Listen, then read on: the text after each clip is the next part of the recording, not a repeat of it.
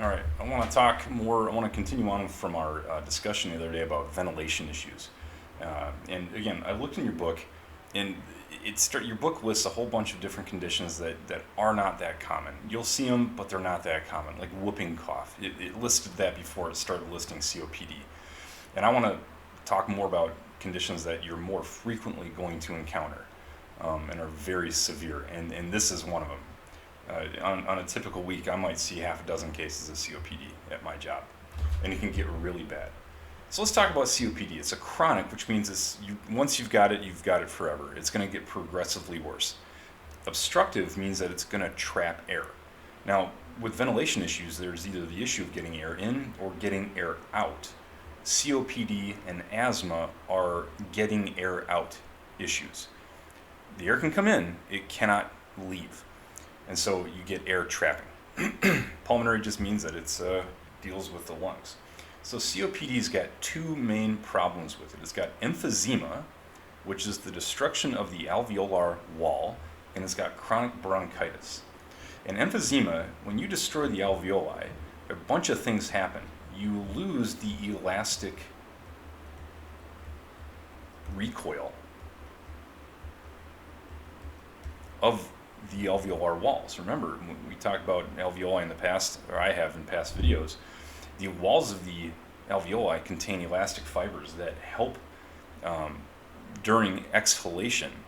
So the alveoli, the lungs naturally want to be squished. They want to be compressed, deflated. And these elastic fibers help do that.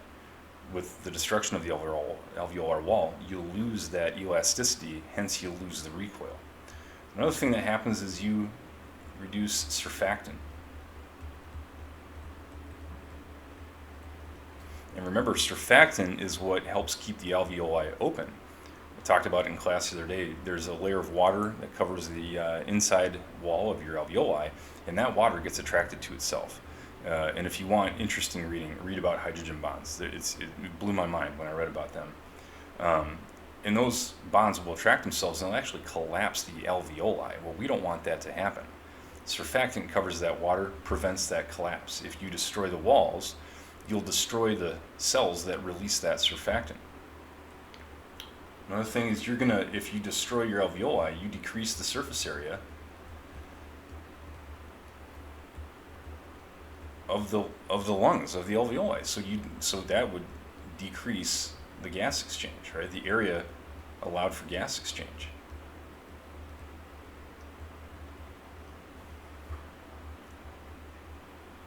And then emphysema also can collapse your bronchioles.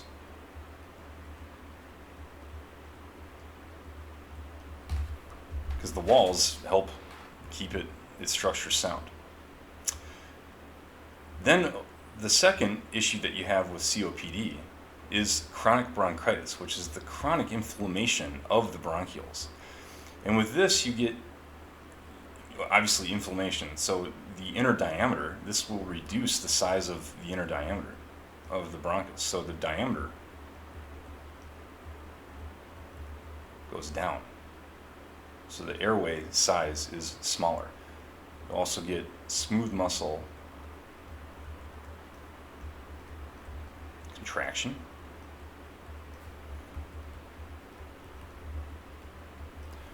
And then you get the mucus production, what we call mucus plugs.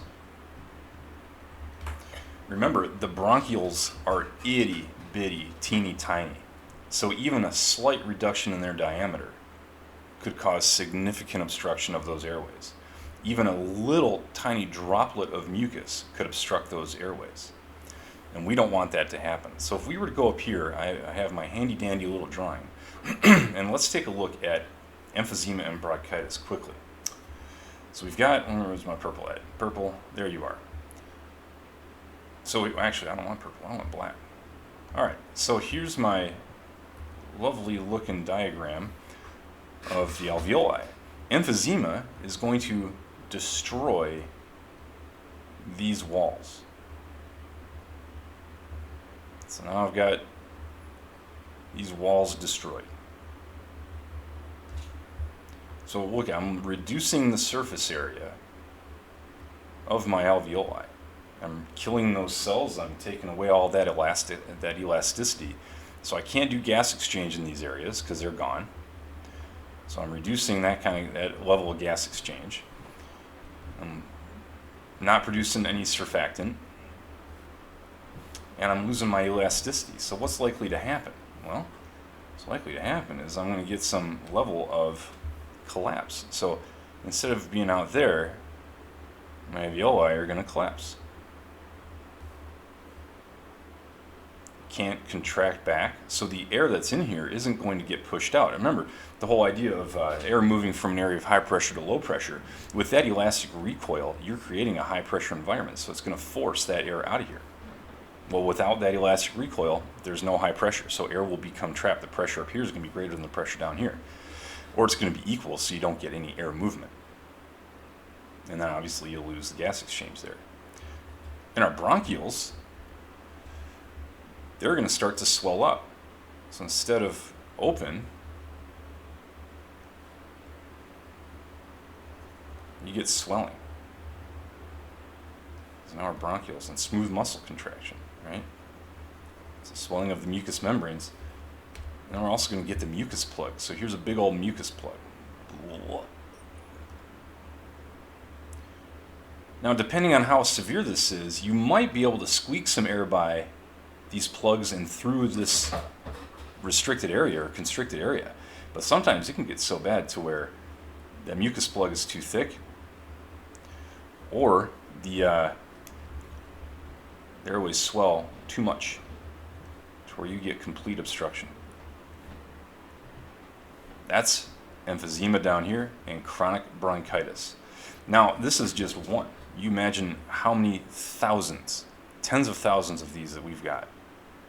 And if you have that in too much of a surface area or too many areas, you won't be able to breathe too well. That's COPD and emphysema. With COPD, the history comes into play with patients. Their past history.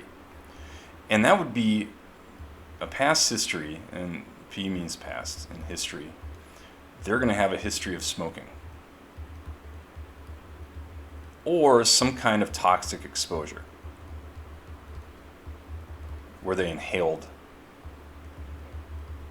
chemicals. And they're typically older, right? Their age. Now I don't know exact numbers, but in my experience, I'd say the age older than 45 years old. That's my experience. I didn't read this anywhere. That's my experience. They're kind of on the older end, because this isn't going to mean if you smoke a cigarette, you're not going to suddenly get emphysema and chronic bronchitis. But if you smoke a pack a day every day for 20, 30 years, well, most people start smoking in their teens. So if you're 15 or 16 or even, let's just say, an even 20, 30 years from 20 is about 50, right? So it's going to catch up and accumulate, right? Not accumulate. I can't think of the word. I'm going to think of the word the second I'm done with this video.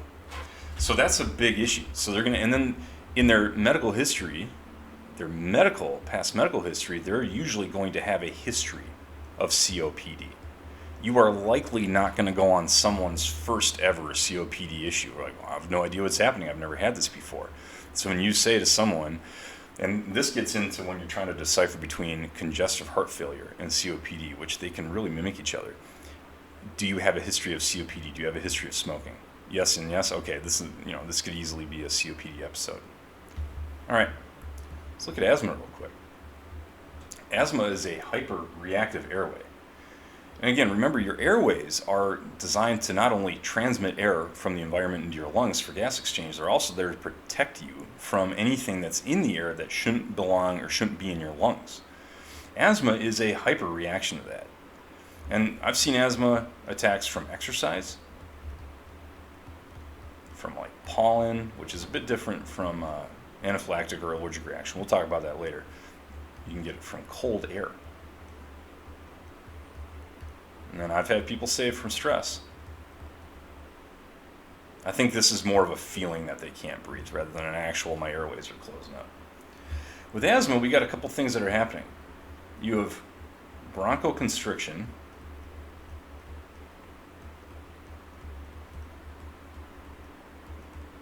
Constriction, am I spelling that right? And that's the smooth muscle.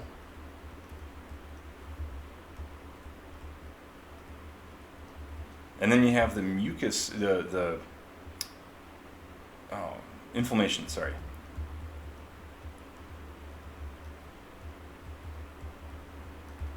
Of the mucous membranes, right?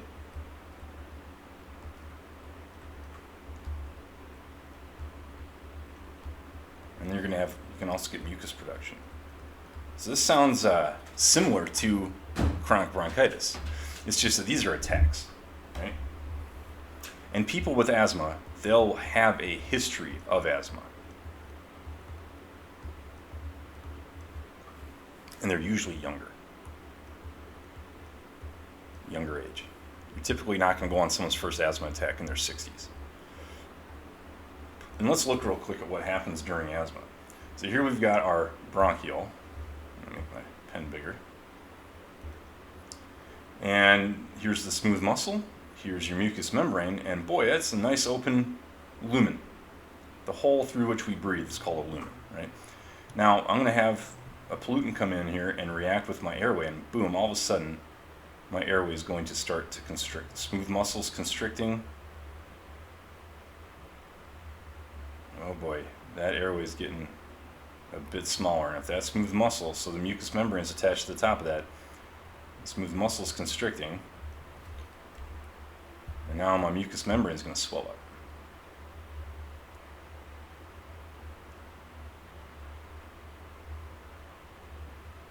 And then we're going to get some mucus production in there. So all of a sudden, that lumen is really small. And again, it's similar to the chronic bronchitis because it's still inflammation of the bronchioles. That's asthma. If we want to look on this diagram, here we go, we got asthma, our nice open airways. Here's our smooth muscle, the walls, and all of a sudden that muscle is going to react. So instead of that nice open airway, we're going to get a restricted airway.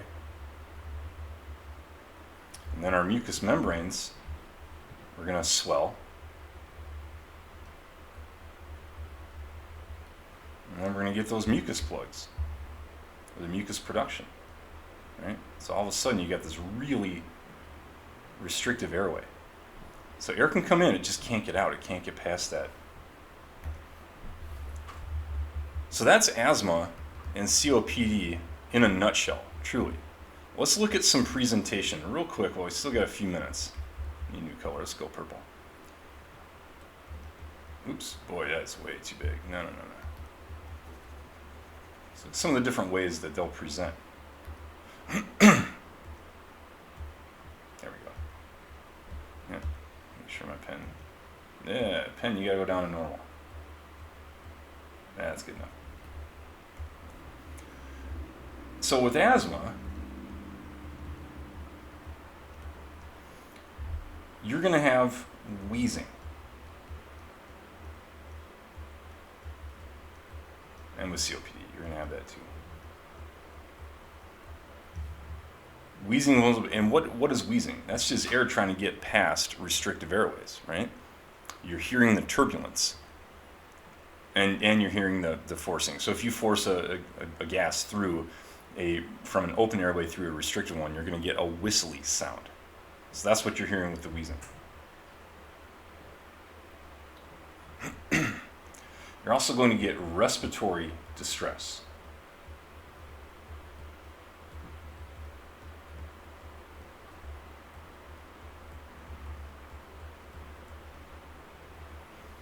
And this can look like a few different things. You can get dyspnea, which is shortness of breath. Actually, you know what? That's coming up on 15 minutes. I'm going to stop it right there. I'm going to make a different video going all this, going through the different signs and symptoms in the presentations. All right, that's it for this one.